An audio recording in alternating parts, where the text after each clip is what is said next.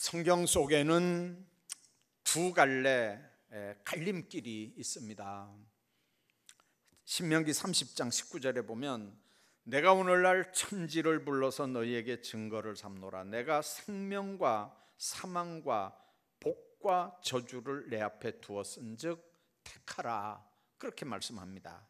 생명과 복된 삶의 길로 나아갈 건지 사망과 저주의 길로 나아갈 건지 선택하라는 얘기고, 그리고 그런 길로 나간 사람들의 이야기가 기록이 되어 있는 데가 이제 창세기입니다. 그게 그 갈림길이 뭐냐면 하나님을 찾았느냐, 하나님을 경배했느냐, 예배에 관한 건입니다. 이 7월 달은 교육 훈련의 달이기 때문에 오늘 낮 예배도 이제 예배에 대한 말씀드렸지만, 지금 오후 예배도 내가 드리는 예배가 이게 하나님이 기뻐하시는 예배냐, 하나님이 받으시는 예배를 내가 지금 드리고 있느냐 하는 걸 우리가 생각해야 됩니다. 오늘 본문에 있는 말씀 보면 가인과 아벨의 제사 이야기가 예배를 통한 갈림길을 우리에게 교훈하고 있는 말씀입니다. 인간의 그 첫 사건이 하나님께 예배드리는 걸로 시작이 된다는 건 우리에게 엄청난 중요한 말씀으로 우리에게 와닿습니다. 하나님의 백성에게는 예배가 가장 우선이라고 그랬습니다. 가장 중요한 행위라고 그랬습니다. 그래서 예배의 승패가 인생의 승패다, 그럴 만큼 중요한 게 예배라고 하는 말씀을 드렸습니다. 그런데 하나님께 드려지는 예배가 살았을 때는 이스라엘 역사가 부강했습니다. 여러분들, 외국도 마찬가지입니다. 영국이 옛날에 로마가 하나님의 백성들이 선교하는 국가일 때는 그 나라의 세력이 전 세계의 위세를 떨쳤지만, 그러나 그 강대한 나라도 하나님 앞에 예배 안 드리니까 사명을 잃어버리게 되고, 사명을 잃어버리니까 기도 안 하고 전도 안 하니까 점점 쪼그라들어서 영국 한번 보십시오. 로마 한번 보십시오. 정말 자꾸 쪼그라들어 갑니다. 성경에 기록된 건 이스라엘의 역사지만, 하나님께 예배가 살 때는 그 왕과 그 나라가 다 부강했습니다. 그러나 하나님 앞에 예배가 똑바로 드려지지 않으니까 우상 숭배하는 일이 판을 치게 되고, 우상 숭배가 판을 치니까 점점 나라 꼴이 쪼그라들기를 시작합니다. 그래서 나라가 흔들릴 때 백성들은 패역하고 나중에는 이방의 포로로 잡혀가게 됩니다.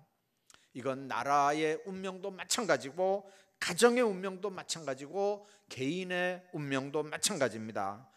아브라함과 이삭과 야곱으로 이어지는 민족의 족장, 이 믿음의 족장 계보는 원래 아브라함과 이삭과 에서로 이어져야 되는 계보인 걸 여러분들 아시죠? 적장자 순이니까 아브라함, 이삭, 야곱이 아니고 에서로 이어져야 되는 겁니다. 자, 그런데 에서가 왜 장자권에서 밀려납니까? 팥죽 한 그릇에 장자 명분을 판 이유가 뭘까요? 예배에서 밀려서 그렇습니다. 창세기 25장 27절 보면 에서는 익숙한 사냥꾼인 고로 들사람이 되고, 야곱은 조용한 사람인 고로 장막에 거했다 그랬습니다. 이 말은 의역하면 무슨 의미가 되냐면, 에서는 들 사냥꾼이니까 짐승 쫓아다니면서 하나님 앞에 예배드릴 시간이 없었다는 얘기입니다. 옛날에는 이 아브라함과 이삭이 살 때는 가정 중심의 예배입니다.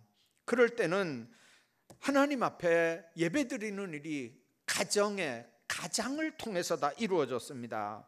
그렇게 하다 보니까 하나님의 축복에 눈이 떠지는 게 아니고, 장자권이 눈이 떠지는 게 아니고, 짐승 잡고 가죽 팔아서 잘 먹고 잘 사는 일에만 눈이 떠진 겁니다.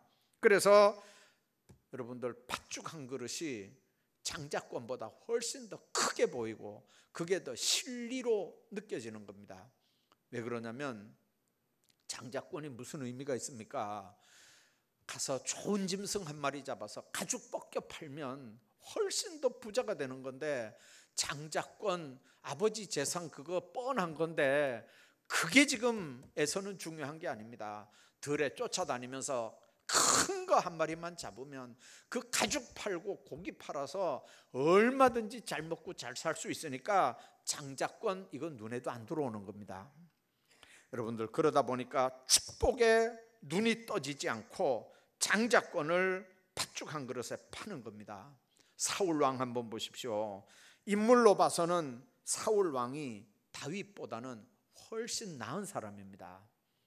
베냐민 지파이긴 했지만 거기 모인 사람들 중에 보다 어깨 하나가 더 키가 컸다 그랬습니다. 아주 잘생긴 사람입니다.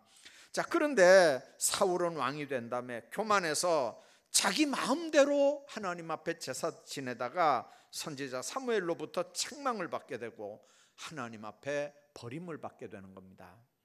여러분들, 다윗도 하나님 앞에 제사 드렸거든요. 근데 사울은 하나님 앞에 제사 드린 거, 그것 때문에 사무엘이 이렇게 질색을 하는 이유가 뭡니까? 다윗도 하나님 앞에 제사 드렸다고요. 근데 다윗이 하나님 앞에 제사 드린 건 성경에 아무 문제가 없어요.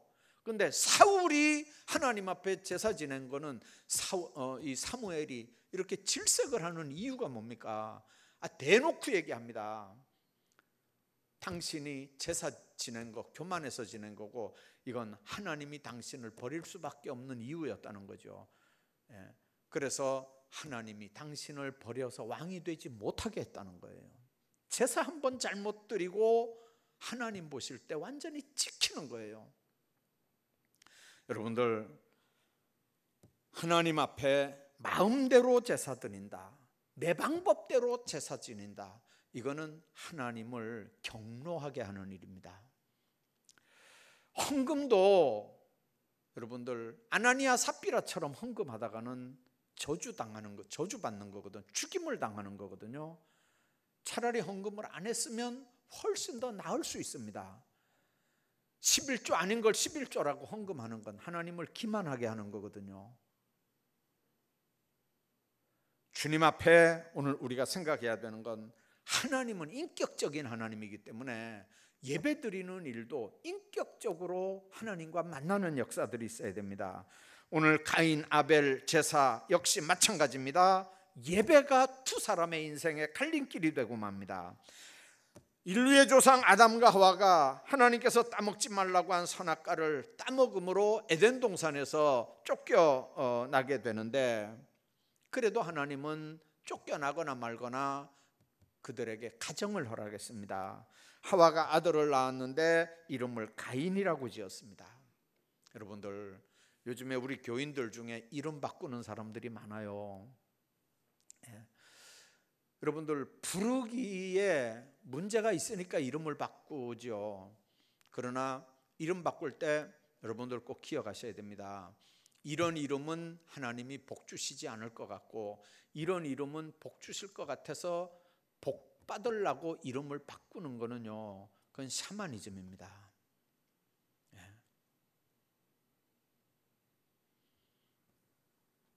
여러분들, 그 주역을 공부해 보면요, 주역을 보면 12괴하고 뭐 이제 다 잊어버렸습니다만은 그 이름 짓는 법이 있어요. 주역에 저 2개, 3개를 이렇게 합해 가지고 이제 획을 따져서 이름을 짓는 거거든요. 그런데 여러분들, 그 동양 철학에서 이름 지으면, 그러면 예를 들어 똑같은 이름이면 사람이 다 똑같이 살아야 될 거 아니에요. 그죠? 똑같은 이름이면, 그 주역이 맞는다면, 그 똑같은 이름이면 사람이 다 똑같이 살아야 될 거 아니에요. 이름 때문에 그렇다면. 그런데 어떤 사람은 대단한 사람이 되고 똑같은 이름인데 어떤 사람은 형편없는 사람이 되거든요. 이름도 똑같고 태어난 시간도 똑같고 주역대로 똑같이 그 법칙대로 이름을 지어서 똑같은 이름인데, 한 사람은 왜 이렇게 잘 살고 한 사람은 이렇게 못 사는 이유가 뭘까요? 이름대로 살아서 그럴까요? 저는 고등학교 1학년 때 신체 검사 통지서가 나왔어요. 근데 이제 이 어떻게 하다가 이게 집에서 신체 검사 통지서를 이게 이제 반장이 우리 집에 이렇게 오니까 이제 이 사람이 없으니까 어떻게 이걸 반송을 시켰는데 누구한테 얘기를 하니까 그게 학교 다닌다고 얘기를 하니까 이게 신체 검사 받으라는 통지가 학교로 왔어요. 근데 학교로 왔는데 곽 씨는 그 주소에 곽 씨는 내 하나밖에 없으니까 담임 선생님 불렀어요. 야, 이게 뭐냐? 보니까 이름이 내 이름이 아니고 곽종복이에요. 종복이에요. 그래서 난 모릅니다. 이렇게 하니까 이게 보니까 중학교도 이게 내 이름 착할선자였거든요. 끝에 자가 착할선자였어요. 근데 고등학교 입학도 착할선자로 입학해가지고 1학년 다니는데 그 문제가 생겼어요. 그러면 금방 군대 가야 되는 상황이 됐어요. 그래서 재판을 해가지고 이름을 바꿨는데 이름을 내 이름으로 찾으려고 했는데 그 사람들이 나이는 고쳐주는데 이름은 안 된다 그러더라고요. 그래서 내 이름은 없앴고 잃어버렸고 그 다음에 이 이름은 뭐냐면 우리 형이 태어났는데 죽었나 봐요. 위에 형이 둘이 있었대요. 젖을 못 먹어가지고 죽었어요. 그때 우유가루가 얼마나 많았는데 그 선교사들이 갖다 준 우유가루가 얼마나 많은데 그거 타 먹었으면 다 살긴데 하여튼간 촌에서 그거 먹으면 아기가 그거 먹고 체하면 죽는다고 그러면 체하기 전까지는 살 거 아니에요. 세상에 그래가지고 그 덩어리 우유가루가 그래 많았는데 세상에 그 지금 생각하니까 분유잖아요. 그거 먹었으면 얼마나 잘 클 건데 그거 우유가 없어가지고 그 형 둘이 죽었는데 보니까 앞에 첫째는 죽은 다음에 이게 사망 신고를 했대요. 나중에 들어보니까. 근데 두 번째는 뭐 한 이렇게 잘 살다가 이게 또 시원치 않게 죽으니까 바쁘니까 아마 사망 신고를 안 했나 봐요. 근데 나는 태어나니까 이거는 또 비실비실한 게 이게 인간 될 것 같지 않으니까 에이구 저거 뭐 얼마나 살다가 죽을까 봐 싶어가지고 이거는 출생 신고를 안 한 거예요. 나는 또 내 형은 사망 신고를 안 하고 그렇게 하다가 뭐 한 10년 뭐 이렇게 확 지나가니까 출생 신고 안 한 건 잊어버리고 사망 신고 안 한 것도 잊어버리고 그러니까 그 집안에는 나는 안 태어난 게 됐고 형은 아직도 살아있는 게 되고 그래서 나는 죽은 사람 이름 얘기해요. 죽은 사람. 그러니까 여러분들 겁날 게 있겠어요?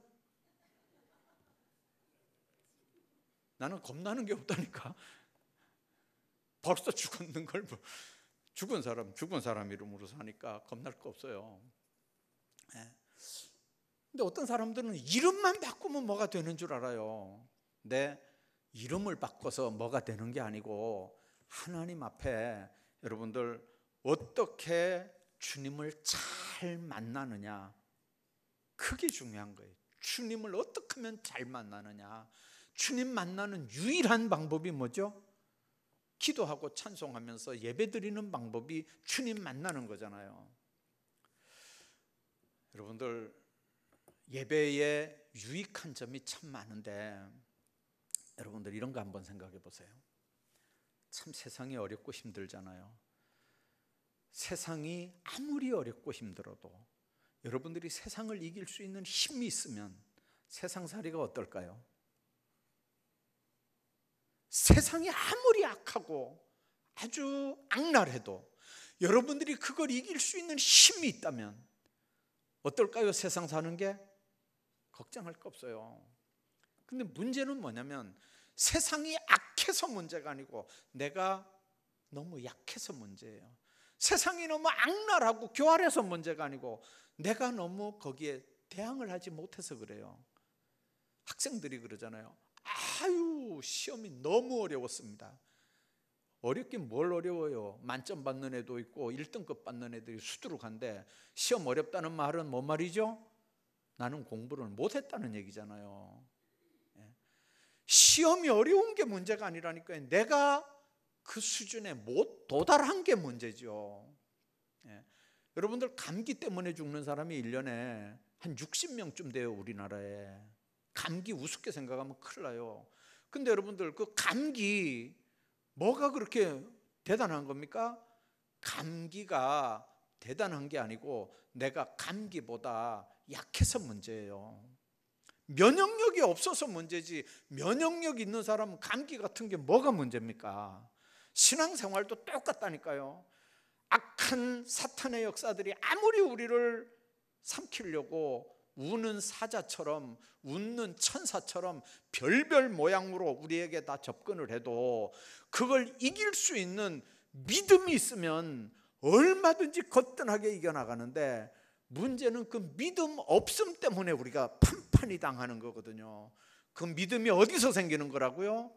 말씀 들으면서 생기는 거예요. 기도하면서 생기는 거예요. 말씀 듣고 기도하고 찬양하는 게 어디서 일어나는 겁니까? 하나님 앞에 예배 드릴 때 일어나는 거예요. 그래서 세례 받을 때 가장 강요하는 것 중에 하나가 뭐냐면, 세례교인의 의무 중에 첫 번째가 공예배 참석하라는 거잖아요.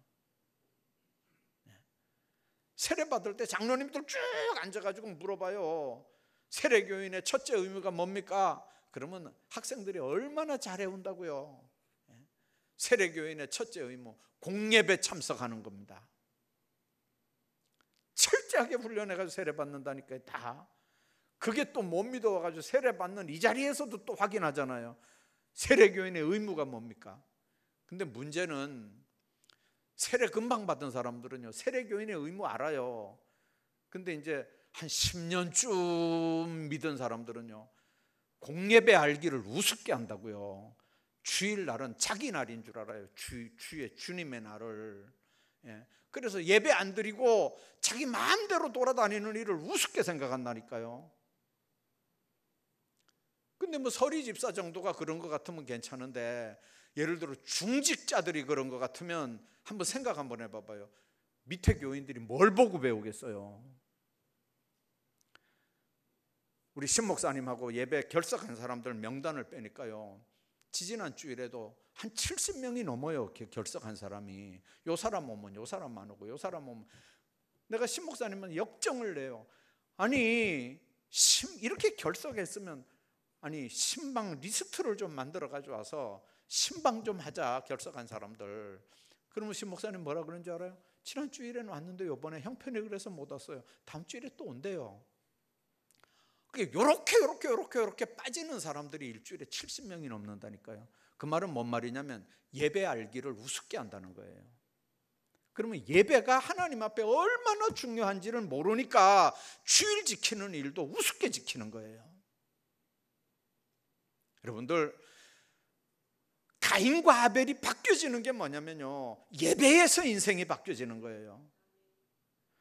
하나님 앞에 예배 성공자가 되기를 주의 이름으로 축복합니다. 어떻게 하나님 앞에 예배의 성공자가 됩니까? 가인은 그 이름의 뜻이 뭐냐면 내가 얻었다 선물, 그런 말입니다. 얼마나 좋았으면 내가 얻었다 선물. 아들 하나 낳고 내가 하나님의 선물을 얻었다.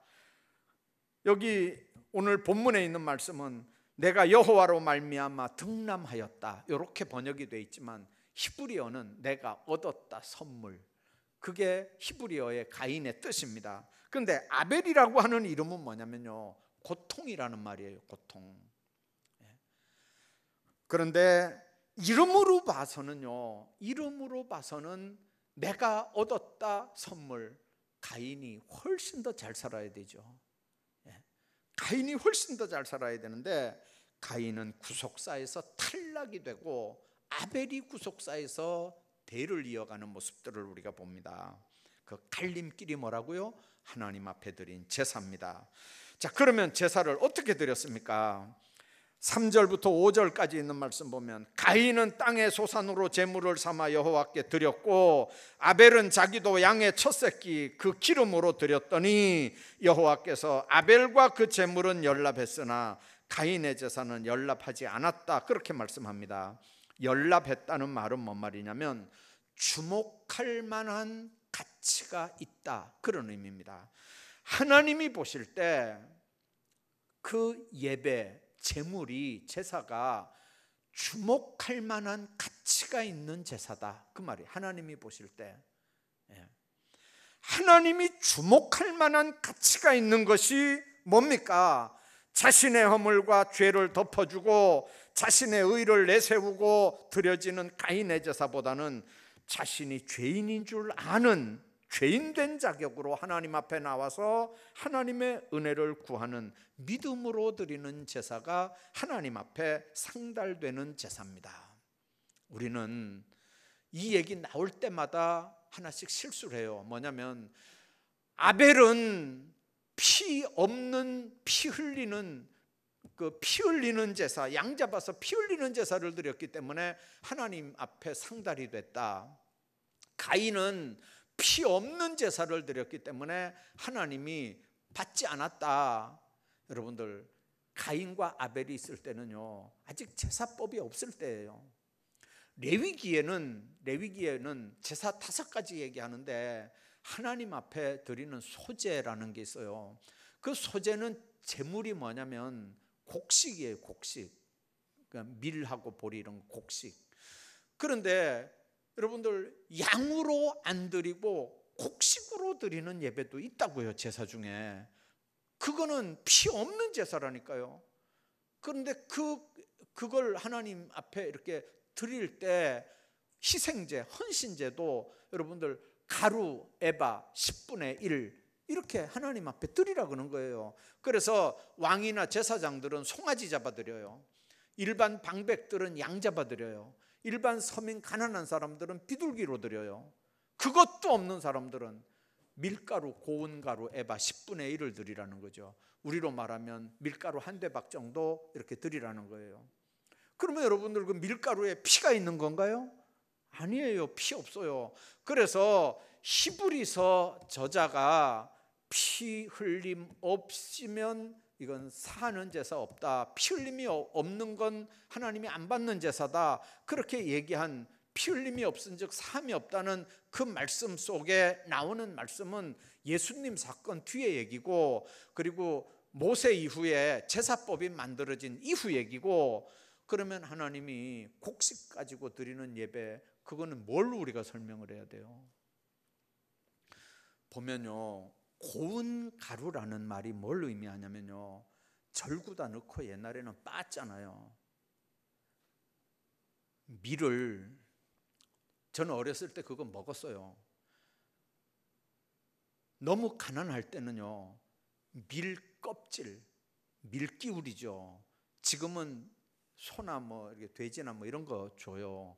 근데 그 밀기울, 그걸 이렇게 물 이렇게 섞어 가지고 이렇게 반대기를 만들어 가지고, 그래서 이렇게 쪄서 옛날에 그거 먹었다니까요. 70년대 뭐 60년대는 다 그거 먹었어요. 그거 껍질 벗겨내면 또 조금 뭐 보드라운 게 나오겠죠. 그리고 밀가루는 안에 속에 있어요. 그 겉껍질들이 다 벗겨져야, 그래야 안에 밀가루가 나와요. 그러니까 고운 가루는 겉껍질 다 벗겨내고 또 채로 쳐가지고 다시 거기에 쏟아붓고 또 찧어서 또 겉껍질 또 뺏겨내고 또 채로 쳐서 또 하얀 알맹이들 나오면 그 다음에 또 그거 콩콩콩콩 찌가지고 덩어리도 안 돼요. 얼마나 가늘게 빻아가지고 정말 떡가루처럼 그렇게 한 에바, 고운 가루 에바 10분의 1을 하나님 앞에 드린 거예요. 그러니까 짐승은 잡아서 드리는 거니까 눈에 보이죠. 목에 칼로 이렇게 피를 내서 생명을 끊어서 각을 떠서 하나님 앞에 드린 제물이니까 이게 표가 나지만, 여러분들, 곡물, 고운 가루라는 말은요, 깨지고 또 깨지고 부서지고 또 부서지고 또 깨지고 또 부서지고, 여러분들, 깨지고 계속해서 깨지고 부서지고 그런 걸 가루로 쳐서 받아내는 게 고운 가루잖아요. 하나님 앞에 통짜배기는 안 돼요. 안 깨지면 안 된다니까요. 쪼개져야 돼요. 죽어야 돼요. 깨져야 돼요. 또 죽어야 돼요. 또 깨져야 돼요. 바울이 왜 날마다 죽는다 그럽니까?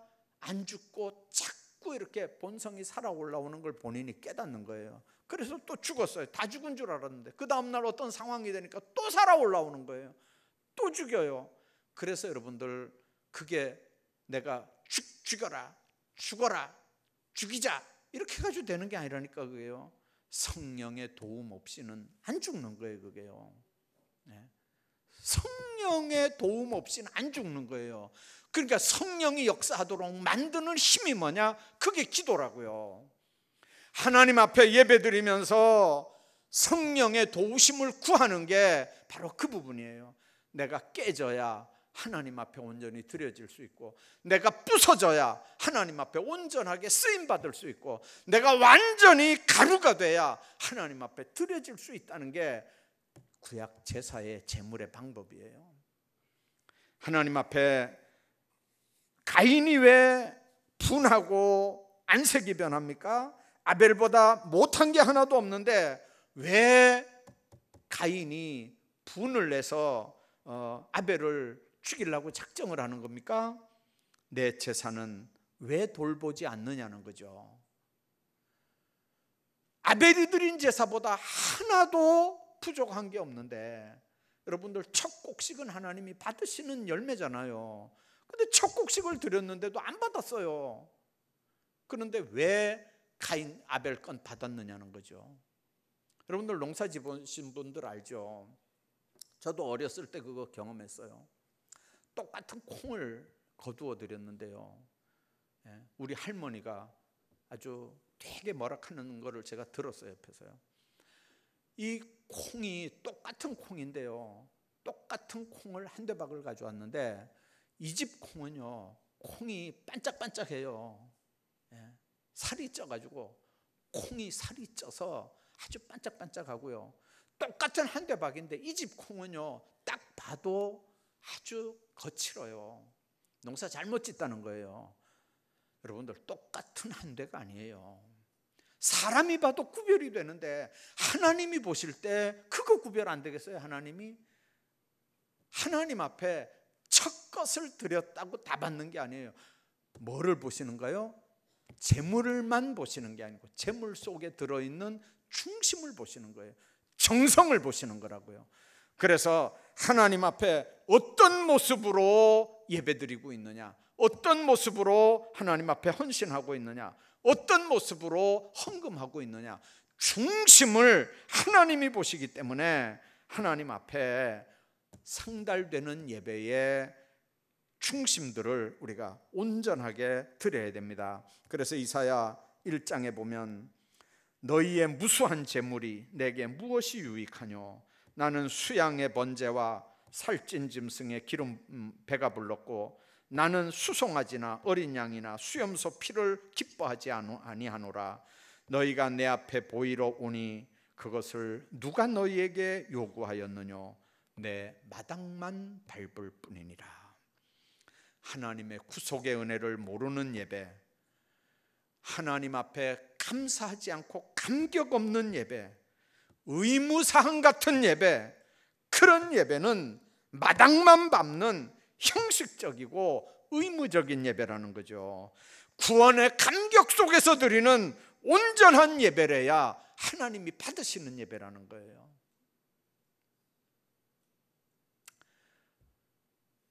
주님 안에서 여러분들 한번 생각해 보십시오. 제가 지저교회 와서 아직도 잊어버리지 않는 얘기가 하나 있습니다. 어느 날 수요일 날 저녁이었는데요, 무슨 축구를 했는지 야구를 했는지 하여튼간 축구를 했던 것 같아요. 하여튼간 그날 저녁에는 교인들이 이렇게 많이 적게 나오긴 나왔어요.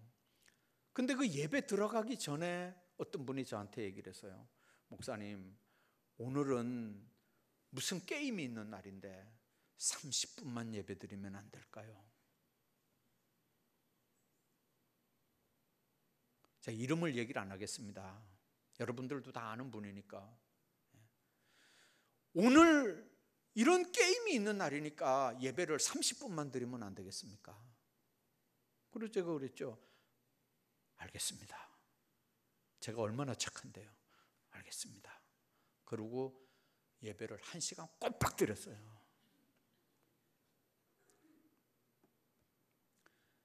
여러분들, 아니 텔레비전에 게임 나온다고 예배 30분 드리라는 게 이게 말이나 되는 얘기예요? 그 예배는 예자도 모르는 사람이에요. 그 사람은요.